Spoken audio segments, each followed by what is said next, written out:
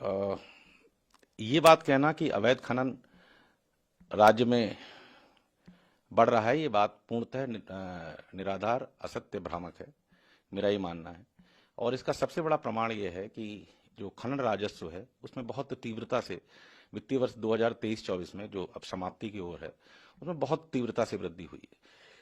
वो आज तक, जब तक इस उत्तराखंड प्रदेश का गठन हुआ है, इस राज्य के गठन 2002 के उपरांत 2025 तक, अब हम 2025 में आ गए हैं, इतना राजस्व कभी भी राजस्व खनन से प्राप्त नहीं हुआ है। यह राजस्व पिछले वर्ष की तुलना में लगभग 2.25 गुना है।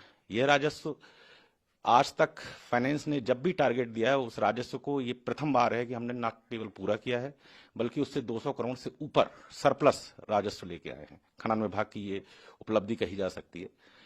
और इसके अतिरिक्त इस सब के पीछे इससे ये सिद्ध तो होता ही है कि कहीं ना कहीं नियंत्रण लगा है, प्रभावी नियंत्रण लगा है खनन, अवैध खनन पर।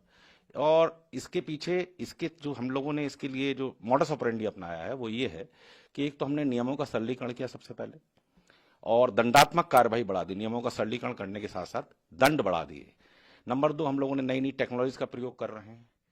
और नंबर 3, टास्क फोर्स तहसील स्तर पर, जिला स्तर पर, राज्य स्तर पर, तीनों स्तर पर गठित है, जो लगातार सर्वेलेंस करती है, लगातार देखती रहती है कि कहीं किसी तरह का कोई अवैध खनन ना हो। और जहां तक ये प्रश्न है कि रात्रि में खनन से भरे हुए ट्रक चलते हैं या इस तरह की बातें भी आती हैं, तो उसके लिए मेरा ये कहना है कि स्टोन क्रशर जो स्टील प्लांट होता है, वहां से तैयार माल जब निकलता है, वो हमेशा वैध प्रपत्र के साथ निकलता है। और ट्रक रात में इसलिए ज्यादा चलते हैं क्योंकि भारी वाहनों की दिन में अनुमति नहीं है शहर में, एक बात। दूसरा, इसके पीछे भी कारण ये है कि हमारा प्रदेश एक अ, तीर्थ, मतलब पिलग्रिमेज टूरिज्म के लिए बहुत ज्यादा महत्वपूर्ण प्रदेश है। तो ना केवल धर्मार्थी, सामान्य पर्यटन के लिए जो लोग आते हैं, उनको भी यातायात बाधित ना हो, और प्लस दुर्घटना की संभावनाएं न्यूनतम रहें, इसलिए वैध प्रपत्रों के साथ ट्रकों की आवाजाही रात्रि में